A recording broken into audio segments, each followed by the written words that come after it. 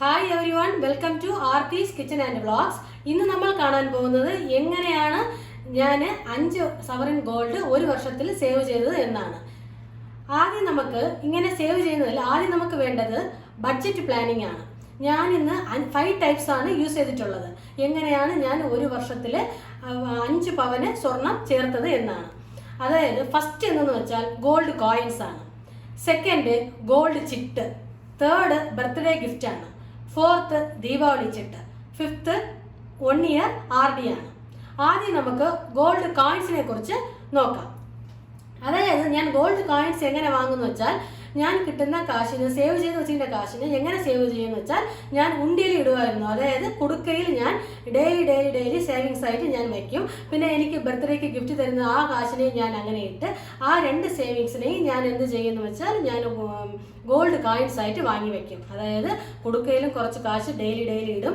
പിന്നെ ബർത്ത്ഡേക്കൊക്കെ തരുന്ന കാശ്, പിന്നെ എന്തെങ്കിലും ഫെസ്റ്റിവലിന് എൻ്റെ റിലേറ്റീവ്സ് ഒക്കെ തരുന്ന കാശിനെ വെച്ച് ഞാൻ ഗോൾഡ് കോയിൻസ് വാങ്ങും. അങ്ങനെയാണ് ഞാൻ ഫസ്റ്റ് മെത്തേഡ് യൂസ് ചെയ്യുന്നത്.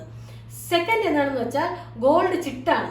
അതായത് ഞാൻ എൻ്റെ വെഡ്ഡിങ് ഡേ വന്ന് സെപ്റ്റംബറിലാണ് വരുന്നത്. അങ്ങനെയാണെങ്കിൽ ഞാൻ എൻ്റെ ബർത്ത്ഡേ വരുന്നത് നവംബറിലാണ്. ഞാൻ ഗോൾഡ് ചിട്ട് സ്റ്റാർട്ട് ചെയ്യുന്നത് നവംബർ മന്തിലായിരിക്കും.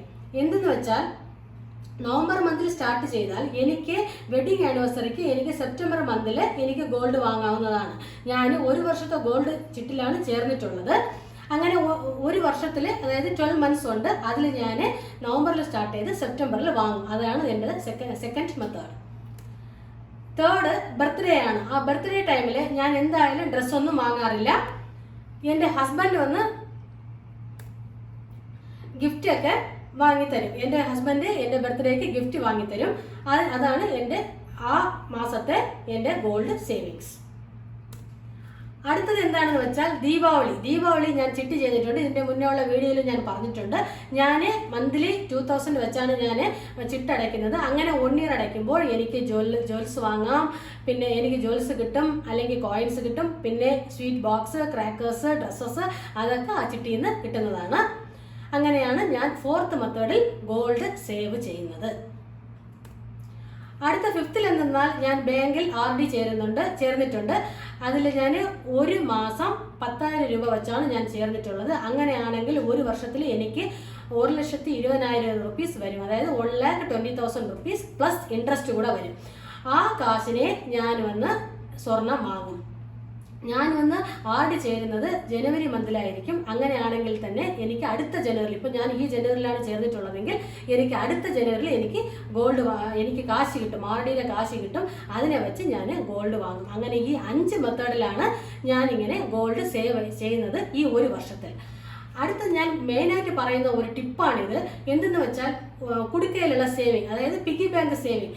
ഇങ്ങനെ നമ്മൾ ഡെയിലി സേവ് ചെയ്ത് കഴിഞ്ഞാൽ ഒരു വർഷത്തിൽ നമുക്ക് എങ്ങനെയെങ്കിലും 1 ഗ്രാമിൻ്റെ സ്വർണം വാങ്ങാൻ കഴിയും. അറ്റ്ലീസ്റ്റ് 1 ഗ്രാം സ്വർണം വാങ്ങാൻ കഴിയും.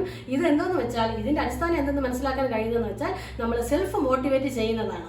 നമ്മൾ ഡോണ്ട് എക്സ്പെക്ട് അതേഴ്സ്. നമ്മൾ അടുത്തവരെ എക്സ്പെക്ട് ചെയ്യേണ്ട ആവശ്യമില്ല. നമ്മൾ അവർ വാങ്ങിത്തരും, ഇവർ വാങ്ങിത്തരും, അല്ലെങ്കിൽ എൻ്റെ ഹസ്ബൻഡ് വാങ്ങിത്തരും. അത് നമ്മൾ ഹസ്ബൻഡ് ഡിപ്പെൻഡ് ചെയ്തിരിക്കാതെ നമ്മളെ കാശിൽ നമ്മൾ എങ്ങനെ സേവ് ചെയ്ത് എങ്ങനെ സെൽഫ് മോട്ടിവേറ്റ് ചെയ്യാന്നുള്ളതാണ്. ഇതാണ് എൻ്റെ ഗോൾഡ് സേവിങ് ഐഡിയ. ഈ ഐഡിയ നിങ്ങൾക്ക് എല്ലാവർക്കും നിങ്ങൾ ഇതിൽ 5 എൻ്റെ ഐഡിയയിലും ഏതാണ് നിങ്ങൾക്ക് ഇഷ്ടപ്പെട്ടിട്ടുള്ളതെന്നുള്ളത് എൻ്റെ കമൻറ്റ് സെക്ഷനിൽ ഫീഡ്ബാക്ക് ആയിട്ട് നിങ്ങൾ അറിയിക്കണം.